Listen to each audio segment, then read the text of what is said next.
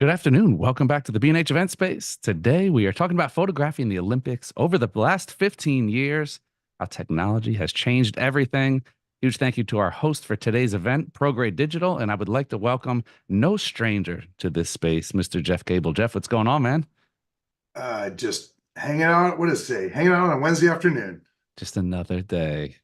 Another day. I was telling you before we went live today, like every once in a while an event comes along and I'm like, I can't wait to watch this. I mean, it's something that as an athlete and a photographer, you grow up and it's like the Olympics are the pinnacle of sport. Olympic photos, it's the pinnacle of sports photography. So that being said, I'm going to take up no more of your time. I will invite everybody to get your questions in. Of course, you're joining us on YouTube. So if you don't know about our YouTube, head over to the event space on there and check us out. But Jeff, I'm going to turn it over to you, and I will see you in a bit for some Q&A. All right, sounds good. And that's a lot of pressure on that lead in here. So I'm going to share my screen with you and hopefully we are good. Are we good? Looks good. Cool. All right. So as always, I always like to build new presentations because I hate reusing them. And this one was an idea I had, I don't know, maybe 3 or 4 months ago. And honestly, as I built this over the last week or so, it was incredible, even for me, to see how much has changed in technology from when I shot my first Olympics back in 2008 and now looking forward to Paris coming up. And so anyway, I'll jump right in and we'll start with let me start with this. This is sponsored by Prograde Digital. Those are the memory cards and readers that I use. And we will talk about how that's changed. But I thank them because without them, this wouldn't be coming free to all of you. So, I just added this slide about 15 minutes ago because I was thinking about this, getting ready to present to you guys. And I thought, God, it's kind of like the athletes where, we have to train, just like and practice, and just like an athlete. Like you can't just go shoot the Olympics and pick up a camera and just do the job. So we have to be a lot like them where we have to keep in shape. I mean, I walk every day 7 to 10 miles every day just to make sure, because I know at the Olympics we're going, 20 hours a day sometimes. But just like the athletes, and I've been to the US Olympic Training Center, and it's pretty incredible the amount of technology they have in training. I mean, they've got rooms that can simulate weather and altitude, and they swallow pills that actually monitor their internal body temperature, crazy stuff. And so the technology is helping them in the suits they're wearing and how they train. And the same thing is true for us as photographers. And so again, looking back at 2008, going way back, here's some of the images I shot. This is in Beijing. This is opening ceremonies for the Summer Olympics in 2008. I remember standing. This is the one position that had a reflection. It was hot, and I mean stinking hot and humid. And we were out there for hours and hours and hours just waiting for this moment. This is using the Canon 1D Mark III back then. And this is a shot I did of Michael Phelps when he was young. This is early in his career. But this was my favorite shot from the Beijing Olympics. It just, I remember taking the shot and just having smiles, just having to witness that great swimming that he did. It was my first Olympics and trying to figure out shooting positions and where to stand to get logos and things. It was quite a learning experience for me. And I will tell you that before my first Winter Olympics, I lost a lot of sleep, just kind of in the thought process and the stress of the whole thing. So let's start diving into that. Let me just tell you that relying on technology, I have to do for deadlines. Deadlines back in 2008 were like 12 hours. And he's like, hey, if you can get images to us by tomorrow morning, that'd be great. Those days are long gone. In 2010, when I was in Vancouver, it was a 4-hour deadline to get images back to the team. 2012, it was 2 hours, which I thought was crazy. And then starting in 2014, it just got down to 15 minutes. And part of it was that the world had changed. It was less about print. It was more about digital. It was more about social media and all that. So the world changed. And because of that, the deadlines change. So I rely on every piece of technology, whether it's cameras and memory cards, readers, computers, software, my own brain has to stay fast. And actually, I'm shooting at 15-minute deadlines. Many of the pool photographers, which we'll talk about a little later, they're actually shooting with Ethernet running to the camera, and they're basically providing real-time images to a retoucher. But just the timeline and the stress of delivering, I need the tools to make that easier for me, or to even make it possible. So as I looked back at, like, okay, how have things changed? And then my initial thought was more on just the camera experience. And then I realized it's not just the cameras, it's all the accessories that go along with it, including the lenses, which I just added that slide this morning because I realized the lenses have changed as much as the cameras have. And then the memory cards and the readers, which some people will be like, oh, well, that's just an ancillary accessory, but it's not. That's a critical piece to me delivering on time. And we're going to talk about that. And then the computers, the internet, and the worlds. Everything has changed. So let's go ahead in detail. So back in 2008, as I mentioned, I was using at that Olympics, I used the Canon 1D Mark III, I believe it was. It was a DSLR camera. It did not have subject tracking or eye detection or any things that we have today. What we did is we relied on that single point servo focus, which was good, much better now, but it was good. I believe that camera was a 10 megapixel camera, which at the time was great. But of course, now we're shooting at much higher resolutions. The burst speed, and this is interesting, the burst speed of this camera was 8 frames a second, which we were astounded by at the time. I remember getting this camera prior to Beijing. And I remember taking a picture of someone like doing nunchucks or whatever and spinning them around and almost making a movie of it. And my first movie camera when I was a kid was a Super 8 camera. And so it was literally 8 frames a second and we were doing video. Now, you would think that 8 frames a second is good enough, but I could tell you that, like, shooting the Olympics, it's not. I remember shooting diving, Olympic diving, and shooting that even at, I believe, 16 frames a second. I was hoping to get the fingers just entering into the water on diving, and it wasn't enough. I still couldn't get that exact moment. And so 8 frames a second, which we thought was fast, in today's technology just isn't. And we'll talk about 2024 cameras here in a second. There was no in-camera stabilization. And honestly, at the time, I was director of marketing at Lexar, and I was using the latest compact flash cards, which we thought were fast. And we'll talk about how much that has changed here in a minute. The other thing is the cameras didn't have any kind of advanced connectivity. And I originally had in this slot no connectivity, but of course that's not true because they did have USB port in the camera and stuff, but we just didn't use them. And so let's talk about how that's changed. So 2024, now we have mirrorless cameras, which I'm absolutely totally sold on. I don't use DSLR anymore. My mirrorless cameras, I use the R3, the R5, the R6, and we'll talk about what I might be using in Paris. But definitely the mirrorless has changed everything for me. The camera experience is amazing, and the ability to capture what I do is so different with mirrorless. I put in here also video. As an Olympic photographer, we are not allowed to shoot video contractually. When we sign to be a photographer at the Olympics, we're not allowed to. There's certain restrictions. There's no tripods, there's no flash, and we're not allowed to shoot any video. Remember, we can't even theoretically use our iPhone and shoot video or FaceTime because that's a broadcast from the Olympic venues, which is owned by the Olympics. So I don't shoot video there, but the capabilities of these cameras, and obviously if you're a broadcaster, they're using these cameras to shoot video, and that's dramatically changed since 2008. The biggest, I think, advantage in these newer cameras is subject and eye detection, which, like, in 3 weeks, I'll be shooting in Costa Rica in the rainforest, leading a photo tour. And man, even for that, it's incredible the way it locks in on the eyes of the monkeys or sloths or whatever we're photographing.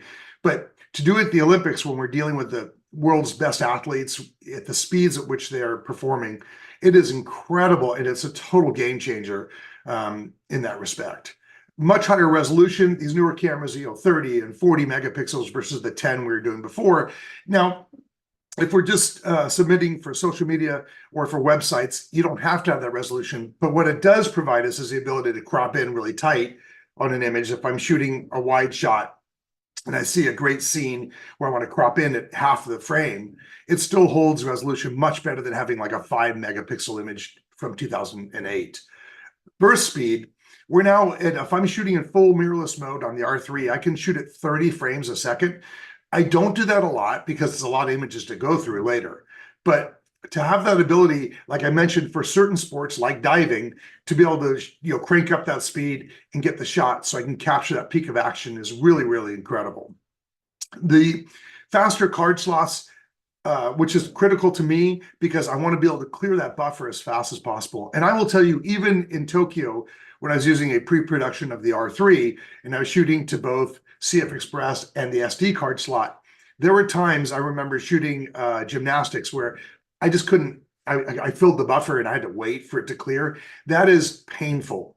But the fact that I can now shoot hundreds of shots or many, many shots and not have that buffer hold me up is a big advantage. And faster focus speed, which is really the connection between the camera and the lens, and we'll talk about that on the lens slides. But the fact that these are locking in faster, like I have total respect for any Olympic photographer from the old days who was shooting film without autofocus and having to rack focus your lens and try to get focus. Can you imagine trying to do that on like Usain Bolt running toward you or Michael Phelps swimming toward you and trying to move the focus to get them locked in? That is respect, because that's really hard to do. So relying on a much faster communication between the camera and the lens to get those shots is really critical. Better stabilization. At the time, Canon did not have in-camera stabilization, and now they do. So combining that with the stabilization on the lens, it just allows us to shoot at lower ISOs and still get a really tight, clean shot, which I really like. Going back to what I said before with the very little connectivity on the previous cameras, these new cameras have everything. They've got Wi-Fi and Bluetooth and Ethernet connectors and GPS to actually track where we're actually taking the image. I don't use GPS a lot. Even when I'm shooting on photo tours in Africa or we're doing Peru coming up, I don't use it a lot, but it's there when I do want it. I don't use Ethernet. I do shoot everything to memory cards. But the pool photographers that are shooting for the agencies, they run Ethernet lines directly to them at the Olympic venues, and they plug right in. And as I mentioned before, they shoot. They don't have to do any downloading or editing. It's going to someone else up in the press center who's handling it for them. I'm a one-man show, so I do everything on my own. I shoot, I download, I edit, I get everything back to the team, and then move on. So, and I blog every day, so I have a lot going on. The lenses, one of the things that's interesting is I've never been a huge fan of prime lenses. I mean, I love prime lenses, but for things like the Olympics, I never understood why someone would want to use like this lens here, which is a 400-2.8. So it was a fixed 400mm lens. And I really like zoom. And I'll show you a couple images here in a second of why I like zoom. But I need the ability to kind of come in tight, or if I'm shooting on a pool, I want to be able to shoot on both ends of the pool if I'm at one side. So I don't want to be locked into one focal length. And so back in 2008, the quality wasn't there on the zoom lenses like they are today. And I didn't like using fixed lenses. I did use some primes, but we'll talk about that and how that's changed. The focusing was adequate and good back then, but gotten so much better now. The stabilization in the previous lenses might give you 2 stops of stabilization, and now they're up to like 5, 6, and 7. So a lot more stabilization in the lens, again, combined with the camera, means that even if I'm shaking a little bit when I'm shooting, it'll steady it out for me and give me a sharp focus. The other thing that's really changed quite a bit is the weight of the lenses, and I'll talk about what I've used in the past and what I'm planning to use in Paris. But if you look at like the 400-2.8, I believe that the new 400-2.8 from Canon is literally like half the weight that it used to be in 2008. Like, I think it's gone from 13 pounds down to like 6 or something. So just having these better quality lenses with great glass, but also smaller and lighter, it just makes our life easier. And I should mention, I'm talking about the Olympics here, but this makes life, all of these things I'm talking about, are advantageous whether you're doing the Olympics or just shooting, my granddaughter in the backyard, or if I'm doing a wedding or bar mitzvah here locally, or whatever it might be. All of these things translate beyond just the Olympics, right? Which I think is important to all of you, because most of you are probably not shooting the Olympics. But these so going back to the lenses, the 2024 lenses, super high quality zooms. I've used the 200 to 400 for the last couple Olympics. I'm actually planning on changing that. We'll talk about that in a minute. But just having lots of options for zoom lenses is to me is huge, because instead of taking and carrying 3 or 4 long lenses, I can carry maybe 1 to do the entire job. As I mentioned before, the focus speed is much faster today and accurate. Combine that with the eye and face detection. God, it's amazing how much easier it is to capture those images that I want. I actually set up my cameras for double back button focus. So one button on the back of the camera is for face and eye detection. And the second button, which is off to the right, the asterisk, which is normally for metering, I change that button to be a center point servo focus or follow focus. So as I'm shooting, if I'm doing the Olympics, let's say I'm shooting water polo, if the athlete is facing me, I'll use the face and eye detection button. And if it doesn't lock in on them, though I needed to, or if they're facing the other direction, I'm trying to do a shot behind them, I'll just move my thumb over and hit to the asterisk button, and I'll use a different focus mode without having to change settings. It's just literally muscle memory, just moving my thumb to do it. As I mentioned, the integration with the cameras to do all the things I just mentioned has gotten just incredibly good. Matter of fact, on the old Canon 1D, I looked back at a picture of one, and they didn't even have a second button. So even if you wanted to do the kinds of things we're doing today, it wasn't even physically possible. As I mentioned, lighter, easier to carry, which is awesome. So here's a shot.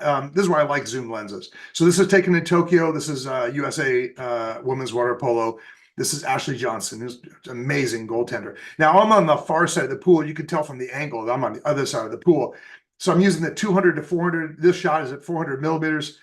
And then if they're on the side of the pool toward me, which this shot was, I can pull the lens back and shoot at 200 millimeters to get a shot that with they're closer to me. So this is why I don't like having a fixed prime, because the 400 millimeter lens might be adequate for this shot, but not for this shot. And so I like, and I'm constantly, changing, the focal length of the lens. And this is true again, not just for Olympics, but if like last weekend, I shot a bar mitzvah, I want to shoot tight on the kid and then also shoot wide to get a different scene. So I'm a huge advocate of zoom lenses, and just having the ability to have the quality and the lighter weight and this kind of focal range is pretty cool. All right, so let's talk about memory cards. So I've got an image here of a Lexar card, because back in the day, that's what I shot. I was shooting with compact flash and SD cards. I think the highest capacity at the time was 16 gig, which we were very proud of at the time. And the speed, we'll talk about that in a second. The one challenge with compact flash cards, and for those of you who use those cards, you may remember it, they actually had like a whole 2 rows of pins for the connectors of the card. And you had to be really careful putting that into your camera and into the reader, because the pins could bend. And so the fact that today, all this newer technology and these new cards we're using, they don't have pins, they just slide in, you don't have to worry about all that. I know it sounds like a minimal thing to many people, but if you bent a pin, you lost all of your images until someone could either bend it back or you'd have to send it back. And that was a real pain.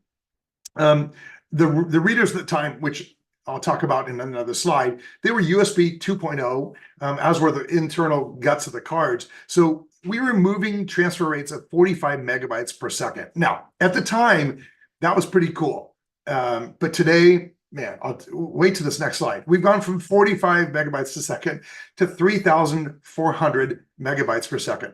This is the new CF Express 4.0 cards that Prograde is now shipping. And capacities, I remember I told you before, 16 gig in the old days, and now up to 2 terabytes. Now, do I shoot on 2 terabyte cards? Actually, I have right here on my desk, I do have a 2 terabyte card. It's still sealed, ready. This is for the Olympics. And so I will be shooting on those. It's not my everyday card that I shoot to, but what I love is I like using it in the second slot. And I like having a super high capacity card in the second slot because I always shoot 2 cards, always. It's really nice to know that that second card is basically like an internal SSD in the camera. So I can shoot probably half the Olympics without formatting that second card. But each day I'm downloading, I know I've got the images. Eventually I could reformat that second card, but it just gives me that peace of mind knowing I have every image I've taken in the last week or two on that card. And so it's great to have those capacities. They're also lower power, which again matters because that means that the battery life of the camera lasts a lot longer. And so, and I'm very cognizant of that because when I'm shooting, I actually prefer to shoot with one battery if I can make it through a whole event, depending on the event. But I don't use the LCD on the back of the camera a lot. I'll look through the eyepiece. I don't do a lot of reviewing on the back of the camera. So I'm trying to save that power, even though I carry extra batteries with me. Believe it or not, there's times when just changing the battery gets in the way of shooting. And I should mention that, again, the Olympics is a different scene. Like if I'm shooting an event here in the Bay Area or portraits, you have time to change batteries and you have time to change memory cards. But when you shoot the Olympics, there's times when things are happening so fast that you just can't.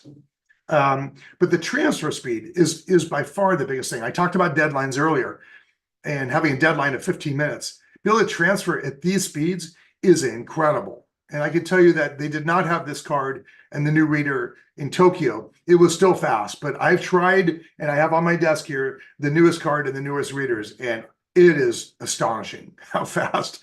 And I think I could probably download an entire Olympic shoot of a sport in probably under a minute or two. It's crazy. So I can get right to going to review and finding those best 10 images and getting back to the team that much faster. So readers, back in 2008, I remember being very excited about this FireWire 800 reader. This is or USB 2. We had both readers. I used the FireWire 800 because it was faster. And I thought that the speeds were great. As I mentioned, we were doing 45 meg per second. It did also have the pins on the, that were going into the reader. That was the issue. The newer one now, Thunderbolt 4 and USB 4, the USB-C connector. This is kind of funny too. Even the connector is better. Now, if you remember with USB or even FireWire, it was a pain to put that connector into the computer. USB, at least half the time you go to put it in, you put it in upside down. And USB-C, there is no upside down. You just plug it in and go. Same thing with Thunderbolt. Little things like that that make life easier. But again, the main thing for me is just the speed of this. I will actually have 2 of these readers hooked up to my my MacBook, and I will probably be downloading 2 cards at a time at these speeds. So I plan on having plenty of extra time to deliver images in Paris. Let's keep our fingers crossed. But this new reader is incredible. Okay, so now let's talk about the computers and what's changed there, because there's been a lot of changes in that respect as well. So in 2008, I was using the older MacBook Pro. It used hard drives, which seems today kind of crazy that we had a spinning platter that we're carrying around all the time. Because remember, sometimes my laptop's open when I'm helping on a press bus or whatever. It's nice to have a SSD today, which is all flash memory, nothing spinning, and all that. So, but back then it was spinning hard drives. They were slow, they were fragile, and also way lower capacity. So my drive at the time, I believe, was 320 megabytes. Today, my laptop I'm using has an 8 terabyte SSD in it. That's just crazy. It's incredible to have that. I could just download the entire Olympics to the internal drive. Way slower processors back then, which did matter. I mean, it matters for my sorting speed to try to cull through images and find the best ones, as well as using programs like Photoshop to do any retouching. I should mention that for the Olympics, we're not allowed to do a lot of retouching. I've said this in past presentations. We can crop, we can adjust exposure and white balance, but we can't do much more than that. So we're not doing cloning and adaptive healing brushes and stuff like that because it's not allowed. My internal memory was either 2 gig or 4 gig back then. Now I'm using 64 gig of RAM, which again really accelerates the processing speed and the ability to view those images that much faster. 2-hour battery life. which meant I was plugged in a lot back then. That's not the case now. It had an old CD drive in it, which of course, who uses CDs anymore? It had a decent screen on it, but not the clarity that we have today. And they were big and heavy. They're still bigger and heavier than I like. I may actually switch to a MacBook Air, the new one with the M3 processor this time. I have yet to decide that. I'm still trying to figure that out. But these newer computers have these super fast solid state drives that allow me to download from the Prograde cards and readers that much faster to the computer. Huge capacity. The processors of the computer are that much faster. Again, this matters when I'm trying to cull through images, when I'm retouching images, when I'm uploading the images. Just the speed of everything matters. 64 gig of RAM, Thunderbolt 4, USB 4, so the connectivity is great. The screen resolution is far superior with the Retina displays today. So it allows me to really hone in and see, oh, this is a great image without me having to zoom into it first. Like, oops, I'm a little off on the focus. Generally, I can see on that 16-inch screen right off the bat whether it's sharp or not. Having 20-hour battery life is amazing because at the Olympics, I will tell you that there's a lot of time where I'm not in the press center. I may have the laptop at my side. If I'm shooting ringside for boxing or something, I may have the laptop right there ringside with me, and don't even have time to go to the press center and plug in. So I'll just open it and start working. And then I'll go from that venue. I'll get on a press bus. I may have an hour and a half ride to the next venue. That thing's open and I'm working. And I'm talking like hardcore working with processing speeds. So it does drain the battery, but I'll still get a good 15 hours at least on these newer ones, where with that kind of computing that I was doing before, I might get 1 hour. So that's huge. Internet, even the internet's changed. Like, it's crazy that we didn't have wireless back then. Everything was wired. So in Beijing, it was a hardwire connection, hence the image that I have here. Like, you had to hardwire to your computer. The other thing, of course, in Beijing that I did not put in the presentation is China had blocked, they weren't supposed to, but they did. They blocked access to a lot of stuff for the press and they weren't supposed to. So I couldn't even blog from Beijing. And my blog has nothing, pro-United States or anti-China or anything, but they blocked it. And so I had to VPN in to a friend's VPN server and then write my blogs that way. But it was also very difficult to transfer images because they blocked so many of the FTP sites. It was crazy. But again, it was all hardwired. So heavily compressed files, because at the time they're like, look, we need them quickly. So we need you to compress it way down. We were compressing to like level 1 or level 2 in Photoshop versus a level 12 or whatever. So really, really small files. Now with the newer internet, we have wireless everywhere. So all the press centers, the main press center, each press center, every venue has its own press center. All wireless, and they have an open wireless network, and then you can also pay to get an even faster wireless network if you want. And then they still have wired connection for those who want it. I don't even use it, don't need it. One of the things that started in 2016 in Rio is they started putting internet on the buses, on the press buses. And that was amazing, because then I could actually do email and write a blog and post images from a press bus. I contacted the communication group, sorry, not the communication group, the transportation group for POCOG, for the Paris Organizing Committee, and asked them if they will have wireless on all the buses. And they said most of them will have it. They couldn't guarantee it, but I'm hoping that's still the case, because, man, that was awesome. Not only for work, but also because my time is so compressed, it would allow me to FaceTime back home, excuse me, make phone calls, using the Wi-Fi, which is always great, because sometimes I actually have downtime at the Olympics to try to at least call home. Really fast connectivity. I mean, the wireless now, even the wireless is fast enough where I can post images and I don't need a wired connection. As I mentioned, something that changed quite a bit now is for the agencies. They run Ethernet lines dedicated, so they have dedicated photo positions at every venue, and you'll see, like, spools of Ethernet line run for them, so they can just plug directly in, which is pretty incredible. I don't have that luxury. Here's some shots. This is from opening ceremonies in Tokyo.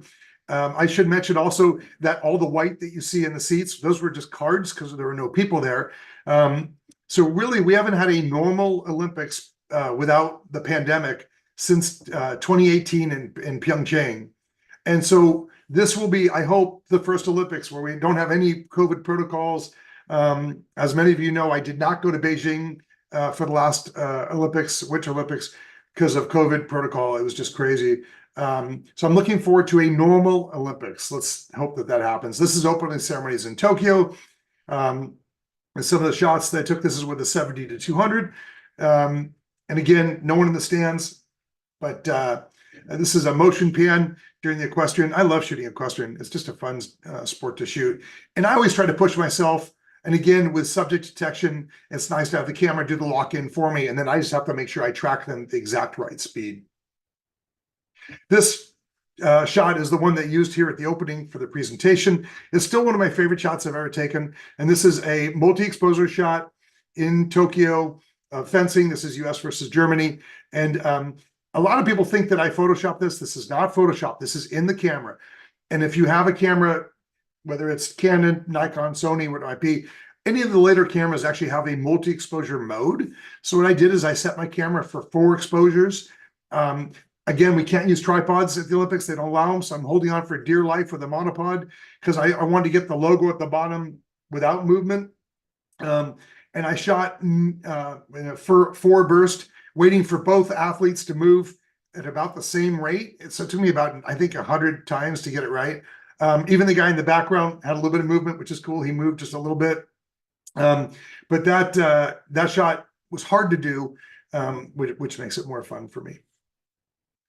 So how have things not changed? The pressure to get the shot has not changed. So yes, technology is making it easier for me, but the pressure to get that shot, to get the shot captured, and then to deliver it on time have not changed at all. I still find that gives me a little trepidation in the process, but I kind of live off the stress. This is literally 3 weeks of this every day from 8 or 9 in the morning till 2 in the morning every day. So you kind of just live on that stress.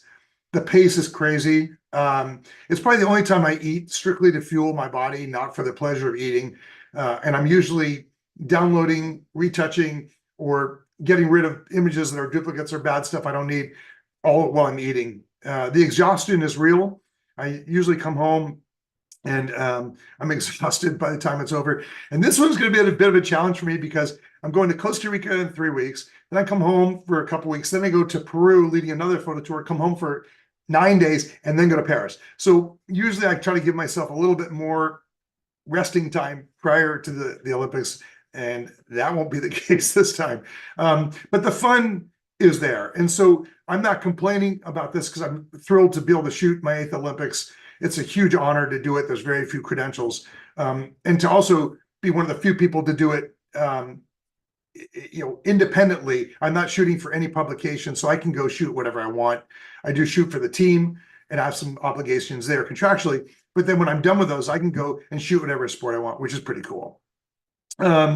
So let's talk about how life has changed, because it's not just technology. As I did this presentation, I realized, God, life has changed a lot since 2008. Social media, which really wasn't even a thing at the time. As I mentioned, I just started my blog in 2008.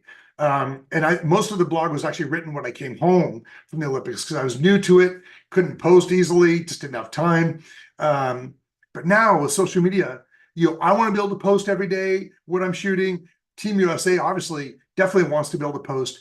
And those deadlines are fast because they want to be able to say, okay, we're partway through this sport, tune in and watch the rest of it or whatever. And so they want to, it's just real time. They want to be able to deliver. So I'm posting as fast as I can, and they're posting as fast as they can. And as I mentioned before, there's less print. I mean, if you think about it, newspapers are getting smaller and thinner. Magazines are either getting thinner or going out of business, and more things are online. So that also means that they can post stuff immediately. And I've seen this at the Winter Olympics where downhill skiing, someone will be shooting up at the area where they start, at the starting position, and they're Ethernet connected. By the time that skier has gone down the entire downhill course, the person has already edited the image from the start position and it's being posted online. Like it's that kind of craziness that's happening. And I think as a society, we're just less patient than we used to be, right? We want everything instantaneously. And, and I think it's true for all of us with our phones. We just can't unplug from what we're doing. And so that impatience has an effect on the team, the media group, us, to try to meet these crazy deadlines. But with all of this technology, we can actually deliver, which is really cool. And so again, it's using the tools, it's us trying to train ourselves to shoot a bit more efficiently, which is a whole nother thing. Like I try not to overshoot when I'm at the Olympics, because if I'm shooting at 30 frames a second for everything I shoot, it would be impossible to go through all those images. So you have to be smart about how we're doing it. What sports need 30 frames a second? Which ones need 16 frames a second? What might be fine with 8 frames a second? And so trying to figure all that out as part of the process. Here's the gear that I took in Tokyo. I took a couple of the Canon R3s. At the time, the Canon R3 was not, it was announced as a technology, but not a camera that was being openly talked about. I actually outed the camera for Canon in Tokyo because I was posting images. They allowed it. I think 3 days before the Olympics, they gave me clearance to do that. And I had a couple Canon R5s. I was using the 200 to 400 for all my long shooting. The 100 to 500 or 100 to 400 I had with me if I wanted to use it for more handheld shooting without a monopod. I had the 70 to 200 if I was close to the action, 24-70, which I think I used for that fencing shot because we're right there next to the athletes. 15 to 35 for wide angle stuff. Fisheye, which I use more for Winter Olympics and summer, but depending on when I'm shooting, I may use one in Paris. We'll see how that goes. I use all Prograde memory cards, Prograde digital memory cards and readers for the reasons I've already told you. I switched to them because I think that they are the best product. They only make pro products. They're not making USB drives and consumer stuff. They're making products that if you're serious about photography, you want to be using their stuff. I do carry one flash with me, even though they're not allowed at any of the venues. I can use them in the press center or in the what's called the mix zone when they're interviewing the athletes. I can actually pop a flash if I want. So I carry one with me just to have it. Of course, I carry monopods. I carry a tripod if I'm gonna do any outdoor shooting, like maybe the Eiffel Tower if they're doing fireworks, that kind of stuff. But not in any of the venues. It won't be allowed. I have my think tank bags, and as I mentioned, my MacBook Pro. This is a gear shot that I took prior to heading off to Tokyo. And I expect to have some changes, but some similarities in what I'm taking this time around. So what gear will I be taking for Paris? A lot of people are asking me if I'm going to be using anything new from Canon, and it's possible. I don't know what they're announcing. They haven't announced anything. So at this point, I'll tell you that I'll be using 2 Canon R3s, or maybe something else, and maybe a couple R5s or something else. I don't know. To be determined what I'll be shooting with there. And I'm going to change it up. I'm probably not going to take the 200 to 400 with me. They have the new RF 100 to 300 2.8. That lens with the teleadapter is really interesting to me because that would give me like that 200 to 400 equivalent at f4, but higher quality, faster focusing, lighter weight, smaller, and I could take the teleadapter off and go to 2.8. So that lens, I think, is going to be my go-to lens for Paris, to be determined, but I think that's the way I'm leaning. Again, I'll take a 100 500 with me. So if I want to like go more lighter weight or shoot handheld, I'll take that one. 7200, 24-70 wide angle fish, and same accessories again, Prograde cards and readers, and the same other accessories, I think. Again, we're still a little bit ways away, but that's kind of the plan. Oh, this is my shameless plug for my photo tours. Gotta include this on every B&H presentation. So like I mentioned, in 3 weeks doing Costa Rica in the rainforest, those are sold out for this whole year. I just added 3 for 2025 and doing Peru coming up after Costa Rica. And then I got my Olympic break, come back, and then I'm doing San Francisco, which is my hometown. That's a cool one we did last year, and that's new. I've got 4 spots left for that. And then we're doing Indochina in October. I'll go back to Costa Rica in November, and then Tanzania, which I love for the Wildlife there is incredible. Then back to Costa Rica, that one's new. We've already got 4 spots sold on that one. Then Greece, then Alaska, which is also new, and then 2 more to Costa Rica. So if you're interested in any of the photo tours, you can just go to jeffcable.com and you'll see a photo tours page there, and you can email me if you're interested in any of those. The blog, which I typically blog about once a week. And the Olympics, the plan is to blog every day. I try to share behind the scenes stories, what I'm shooting, how I'm shooting, what equipment I'm using, and all of that good stuff. So that's still the plan. If you want to get a hold of me, if you have any questions that we don't get answered here, you can reach me at jeff@jeffcable.com. Facebook, YouTube, and Instagram, it's just Jeff Cable Photography. So go ahead and like that. And then Twitter's jcable12, just because it is. I should also mention on the blog, what you can do is you can go to the blog and you can actually click on there's a link on how to subscribe to the blog, and you put your email address in, and then you'll get the blogs emailed to you, so you don't have to remember to keep going back to it. That is not spam stuff. It's just a blog. I don't blast people with a bunch of advertising or any of that stuff. So you're safe to do that. With that, we want to thank Prograde again for sponsoring this. I really appreciate them and their products. Because like I said, I rely on them very, very heavily for what I do. So thank you to them. With that, I'm rolling back to you guys for any questions we have. Awesome. Thanks again, Jeff. I'm going to get it started with the questions. I see them already coming in. What else has changed? What else is digital? What is it like outside of the experience of just photographing? What is the experience like ticketing, and what areas where are you allowed, where are you not allowed? Is there any special privilege that you guys have? Or are you guys basically just people with tickets to the Olympics that have a little bit of extra? No. We're spoiled. We have separate entrances, awesome. Separate bathrooms, separate places to eat, separate everything. But there's tons of restrictions in shooting locations and positions, and when we shoot, how we shoot. If we want to mount a camera, if you want to mount it in the rafters, you have to be there, 6 hours ahead of time. And if you want to then get your memory cards out of it, you have to wait for rafter call 2 hours after. There's lots of restrictions. You mentioned ticketing. Certain events are what they call HDEs, or high demand events. So opening ceremonies, closing ceremonies, gold medal round for like swimming, gymnastics, whatever. Certain things will be ticketed. Paris is going to be the first time. I'm glad you mentioned it. Paris is going to be the first time they're not going to do paper tickets. So in the past, I would apply for what I wanted to get up credentialed for it or ticketed for it. And then I'd go to the press center, which could be an hour bus ride away. And I go hope that I got my ticket, pick it up, and then head to wherever I was going. Paris is going to change it. They're the first ones for sustainability reasons. They don't want to produce all the paper.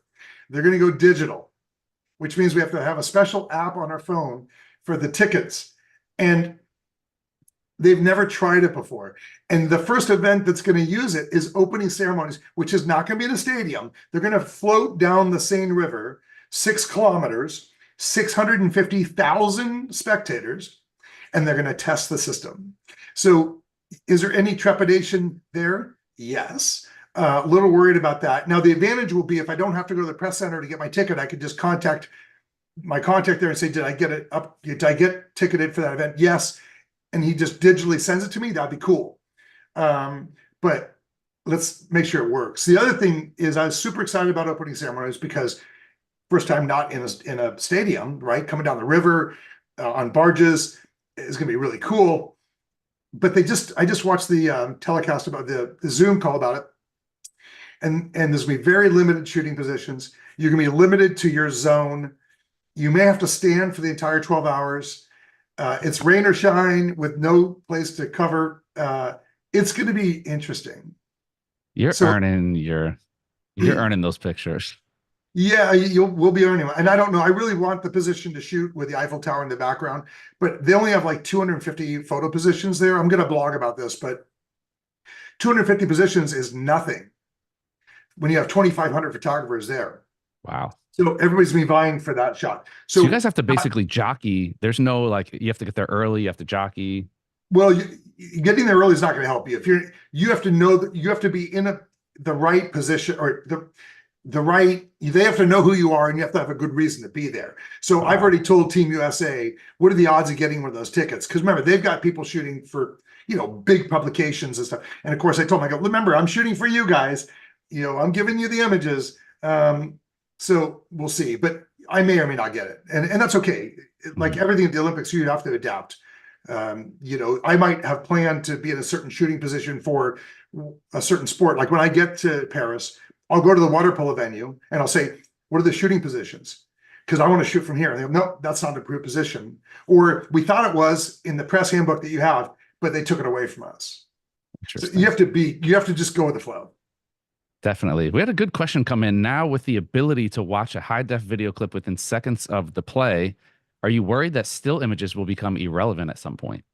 It's a great question. And honestly, I think there will be a day when Olympic photography could be a thing of the past, and it just is, 8K video, and you're grabbing the frame off that video of the shot that you want. That could be a thing. And honestly, I think it's a possibility or probability. The good news is I'll be retired at that point anyway. And so I'll have already had my fun. I mean, honestly, when I did my first Olympics or even my second one, I pinched myself like, I can't believe that I get to do this. And now doing my eighth one, I don't take it for granted. I'm still excited about it. And I was thinking, okay, maybe LA 2028, it's down the road. Like, it's a 6-hour drive. I'll be there. Don't have to fly across the world. Maybe that'll be my last one. And then they announced the following Summer Olympics would be in Australia. And I love Australia. So I'm like, guess I'm doing 2032. Maybe that'll be my last one. But again, we'll wait and see if I can stay in shape for it, because it's grueling it's tough on the body, mentally and physically. So we'll see. Is it tougher mentally or physically? If you had to say one is more grueling. Wow. That's tough. Mentally, I'd say. Okay. I mean, because definitely mentally. Because I mean, physically, I walk a lot here, and I'm used to walking a lot. No, it's the stress. Because the weird thing is, I don't know how to explain this. I'm not ever stress-free. Like when I go from one venue to the next, you're stressing about getting there on time. Then when you leave that one, I'm stressed about, can I go through the images and write a blog in the time that takes me to get to the next one? Then I'm stressed about getting back and getting sleep. Then I'm laying awake at night thinking, what did I not get done that I need to get done? Then I wake up stressed, am I going to get to the venue on time? Is the press bus going to be there on time? Like, it's like living in this bubble of stress for 3 weeks. So yeah, definitely mentally, now that I think about that. Puts it a lot in perspective. It's not just like, hey, a cool vacation to see a once in a lifetime event and you snap a couple pictures. It's like, no, this is like 24 hours a day taxing on your mind and your body. Yeah, it's definitely not vacation. Actually, the interesting thing about it is I'm very excited to have it in Paris for the backgrounds. But you can almost take the Olympics and put it in any city. Like when I was in Tokyo, I never really saw much of Tokyo, right? I just went to the venue. Well, there we were quarantined, so we couldn't. Yeah. But like most of the time, it was cool, like in London, to be able to shoot the tennis, which was at Wimbledon. That was cool. And the horseback riding was in Greenwich, or like there's different like places. And that was kind of cool to go to different things like that. But you could almost drop those into any city. Like I don't get a chance. In Sochi in Russia, I never saw downtown Sochi until 2 days after the Olympics. So we went in for an hour. Wow. Didn't Interesting. In the first 2 weeks I was there, my press lodging, if you want to call it that, was like a couple blocks from the ocean. I didn't even know there was a sea there. And someone mentioned, I'm like, wait, there's water here? You and I just literally walked 2 blocks. I'm like, holy cow, like it was crazy. Like didn't even know. Wow. Yeah. Let's get to a settings question here from Alexander joining us on YouTube.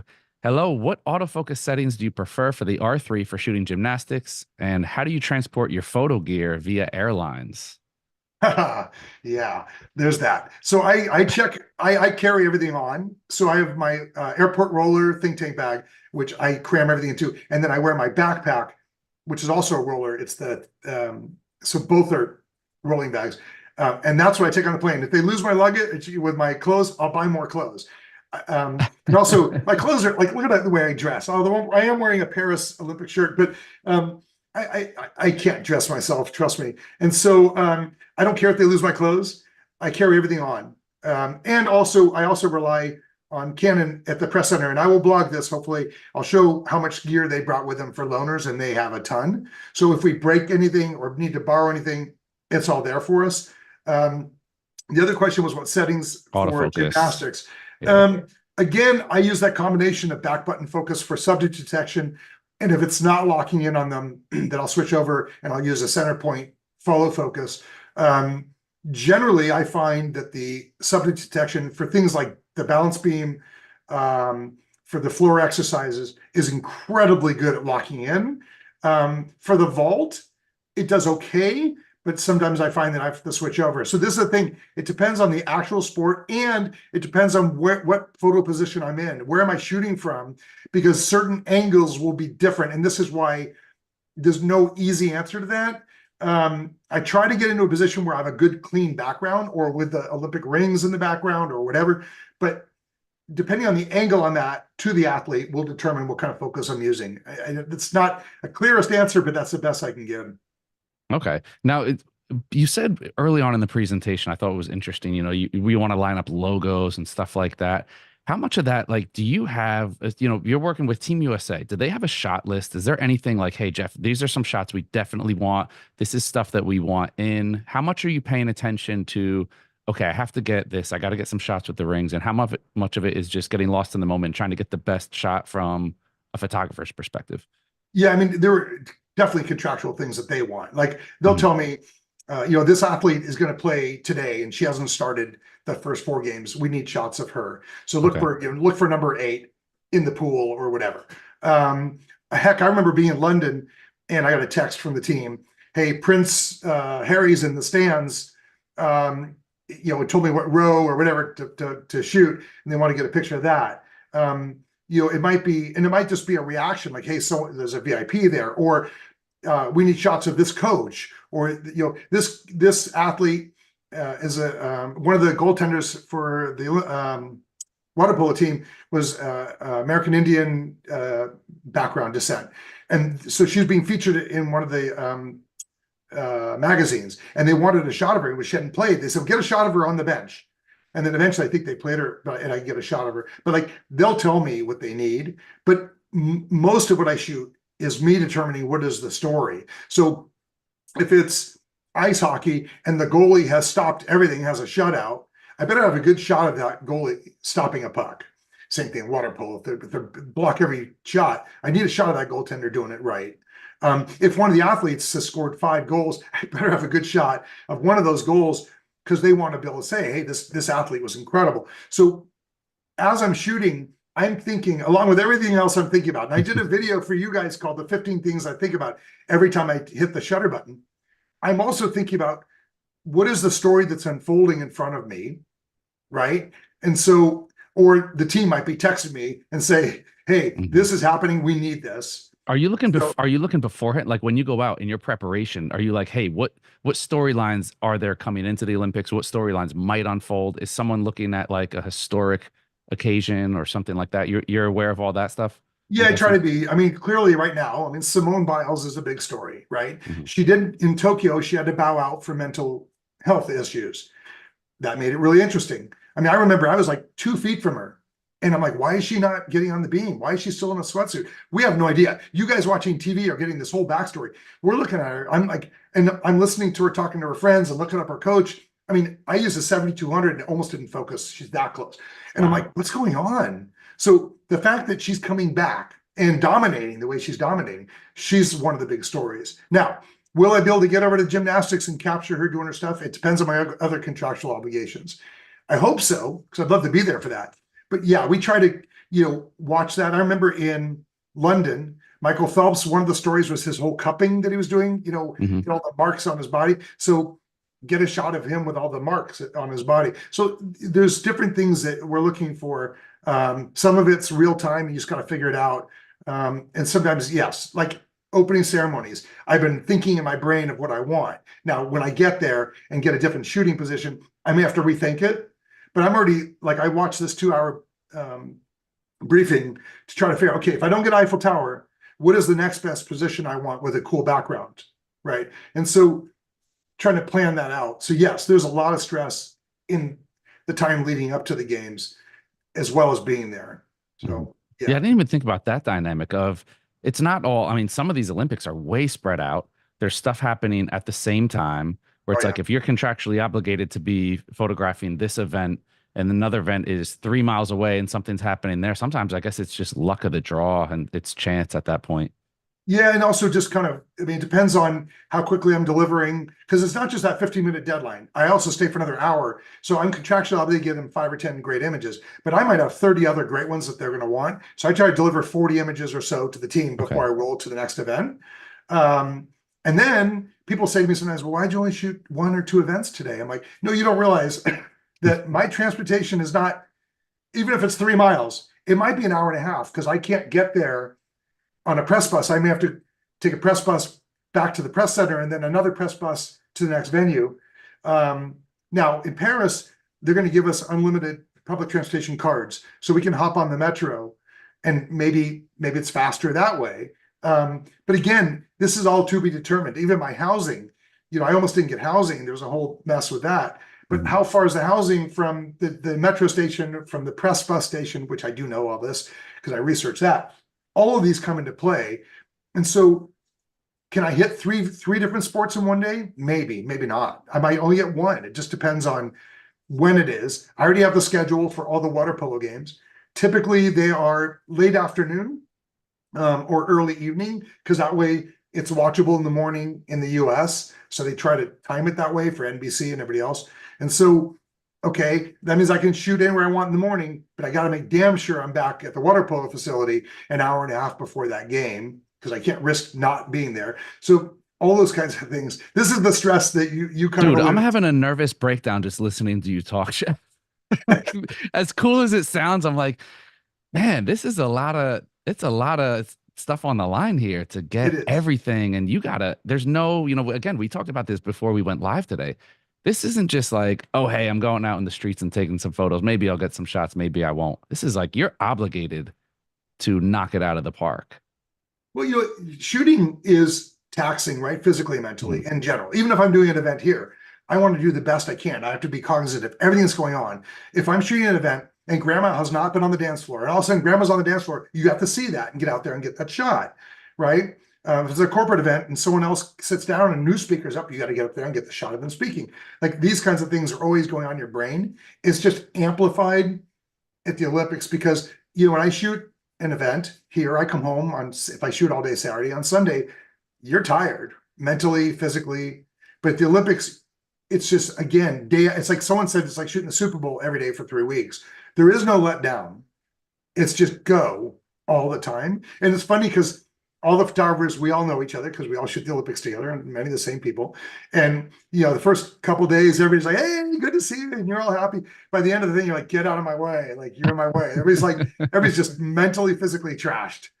Yeah. That's awesome. Well, I saved the most relaxing question for the end here. Kyle joining us on YouTube is asking, after so many Olympics, what are you most excited about for Paris?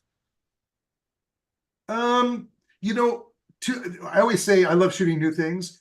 I mean, clearly the opening ceremonies, as much as a challenge as that might be, could be really cool to shoot something that's not in a stadium. The challenge of that is, if you're in a stadium, you see everything, and I can photograph the entire opening ceremony. I don't know how I'm going to do it. It's a 6 kilometer stretch. Am I only going to get a snippet of what's happening, or are they going to be floating the entertainment down on barges? That I don't know. Um, I'll find that out. So that's kind of cool because it's so different. And then, new sports like breakdancing, an Olympic sport, go figure. You're like, okay, I want to try to shoot that. So trying to shoot new sports, or shoot in a different way, using new camera gear, new lenses, is really fun. So every Olympics, I just try to push myself to either find something different or new, to shoot it in a new way, to find, like you said, a new story that's interesting.